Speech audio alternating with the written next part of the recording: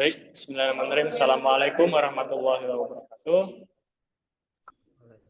Waalaikumsalam warahmatullahi wabarakatuh. Yang terhormat kepada Bapak Dr. Ehsan Eskom MM selaku dosen pengampu mata kuliah perilaku organisasi, serta teman-teman C3 selaku teman seperjuangan. Di sini kami akan mempresentasikan mengenai ruang lingkup perilaku organisasi dengan tema yang akan kami ambil adalah perubahan dan pengembangan organisasi. Ya, kami dari kelompok 8 akan mempresentasikannya.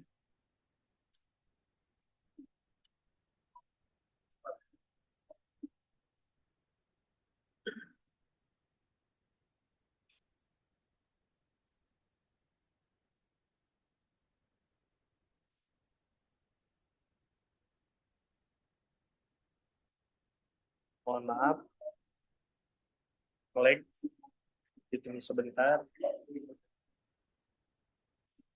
Oke. Untuk anggota kelompoknya di sini ada Muhammad Rizaldi, saya sendiri, kemudian ada Mukti Hidayat, ada Raffi Mafah Khairil, Muhammad Iqbal Mesya, ada Muhammad Fikri Pranoto, dan Putra Alfian Supaldi. Akan tetapi, yang bisa berkesempatan presentasi pada kali ini hanya 3 orang saja, yaitu Muhammad Rizaldi, Mukti Hidayat, dan Muhammad Iqbal Mesya.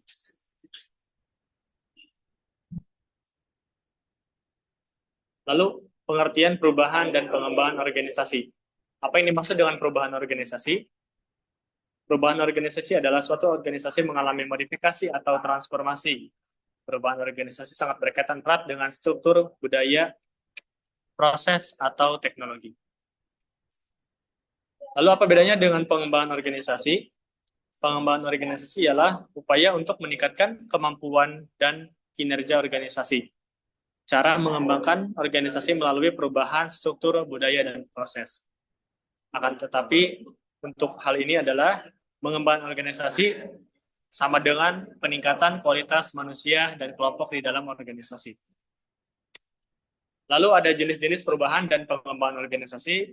Di antaranya jenis perubahan ada yang pertama, perubahan struktural, yang kedua perubahan teknologi, yang ketiga perubahan proses, yang keempat perubahan budaya, dan yang kelima perubahan kebijakan. Ada jenis-jenis pengembangan organisasi, yang pertama adalah pelatihan dan pengembangan, yang kedua intervensi organisasi, yang ketiga perubahan budaya organisasi, yang keempat perencanaan suksesi, dan yang kelima reengineering proses bisnis. Kemudian selanjutnya akan dibacakan oleh Muhammad Iqbal. Silakan. Baik, terima kasih. Untuk selanjutnya ada tahapan dalam proses perubahan dan pengembangan organisasi. Yang pertama ada identifikasi kebutuhan perubahan, yang kedua ada perencanaan perubahan, yang ketiga ada keterlibatan stakeholder, keempat ada implementasi perubahan, yang kelima monitoring dan evaluasi, dan yang keenam sustainabilitas perubahan. Kemudian ada faktor pemicu dalam proses perubahan dan pengembangan organisasi. Yang pertama ada perubahan lingkungan eksternal. Yang kedua ada kinerja organisasi. Yang ketiga inovasi dan teknologi. Yang keempat umpan balik dan karyawan. Yang kelima krisis atau tantangan. Yang keenam ada kebijakan manajemen. Untuk selanjutnya ada hambatan dalam perubahan dan pengembangan. Yang pertama dari resistensi karyawan, yang kedua ada budaya organisasi, yang ketiga kurangnya komunikasi,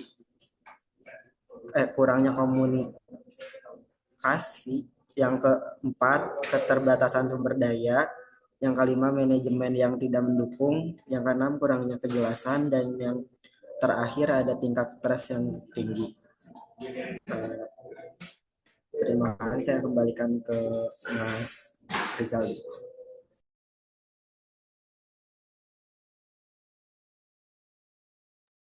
Baik, terima kasih atas presentasinya. Selanjutnya akan dipresentasikan oleh Mufti Hidayat. Kepada yang saya persilahkan.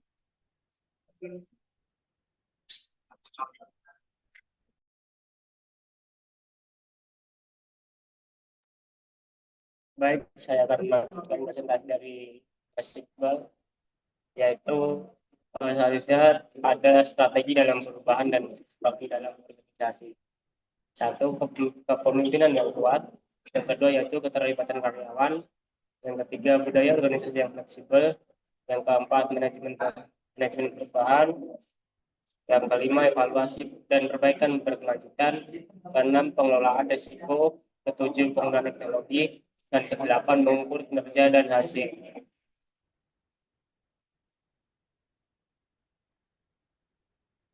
Di sini adalah peran kepemimpinan dalam perubahan dan pengembangan organisasi. Ini ada lima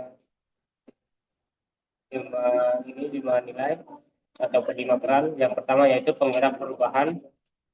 Pemimpin bertindak sebagai agen perubahan atau change agent yang memimpin organisasi menuju transformasi. Yang kedua yaitu penyedia strategi. Pemimpin bertanggung jawab merancang strategi yang relevan untuk mengatasi tantangan perubahan. Ketiga, komunikator efektif, yaitu komunikasi yang baik adalah kunci sukses dalam perubahan organisasi. Yang keempat, pengelola konflik. Perubahan sering menimbulkan resistensi atau konflik di antara anggota organisasi. Yang kelima atau yang terakhir, pembina dan pengembang kapasitas tim. Perubahan membutuhkan penyesuaian kompetensi. Pemimpin harus memastikan timnya siap menghadapi perubahan. Untuk studi kasus, saya kembalikan kepada Rizaldi. Terima kasih. Baik, terima kasih atas pemaparan materinya. Akan sedikit saya jelaskan tentang studi kasus yang kami ambil, di mana yang gambar yang pertama atau di sebelah kiri ya, itu ada contoh dari pengembangan organisasi ya. Seperti kita ketahui bahwa ada perusahaan Google, perusahaan raksasa ya, yang mempunyai atau yang mengembangkan usahanya seperti ada YouTube, kemudian ada Android, Google Ventures, Google Calcio, Google Fiber, Nest, Life Science, Google X, Google Maps, Google Chrome, dan lain-lain. Yang artinya sebuah perubahan merupakan suatu tindakan yang memang perlu dilakukan oleh suatu organisasi ya. Karena perubahan ini dihitung sebagai peluang untuk berkembang, bukan sebagai tantangan yang harus ditakuti. Kemudian studi kasus yang kedua, yang seperti gambar yang di kanan adalah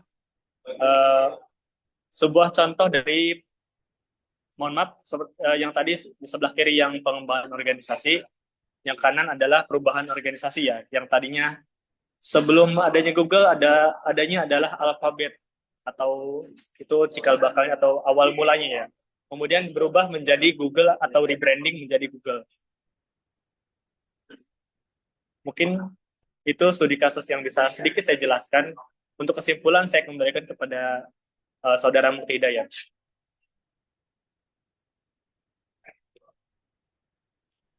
Baik, saya lanjutkan untuk bagian kesimpulan. Ini kesimpulannya yaitu perubahan dan pengembangan organisasi adalah langkah penting untuk menjaga relevansi dan daya saing di tengah dinamika internal dan eksternal. Jenis perubahan meliputi strategi, struktur, proses, teknologi, dan budaya. Dengan faktor pemicu seperti globalisasi, teknologi, dan perubahan dengan faktor pemicu seperti globalisasi, teknologi, dan perubahan pasar. Proses perubahan melibatkan tahap persiapan, implementasi, dan pembentukan budaya baru. Meski sering menghadapi hambatan seperti resistensi karyawan dan komunikasi buruk, strategi seperti komunikasi efektif, pelatihan, dan evaluasi diperlukan untuk memastikan keberhasilan. Kepemimpinan berperan sebagai penggerak utama, visioner, dan pendukung. Keberhasilan organisasi sangat bergantung pada kemampuannya mengelola secara adaptif. Sekian kesimpulannya, saya kembali kepada Mas Rizaldi.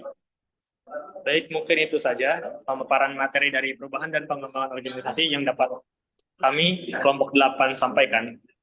Atas perhatiannya, kami ucapkan terima kasih. Kurang lebihnya dan kami minta maaf. Assalamualaikum warahmatullahi wabarakatuh.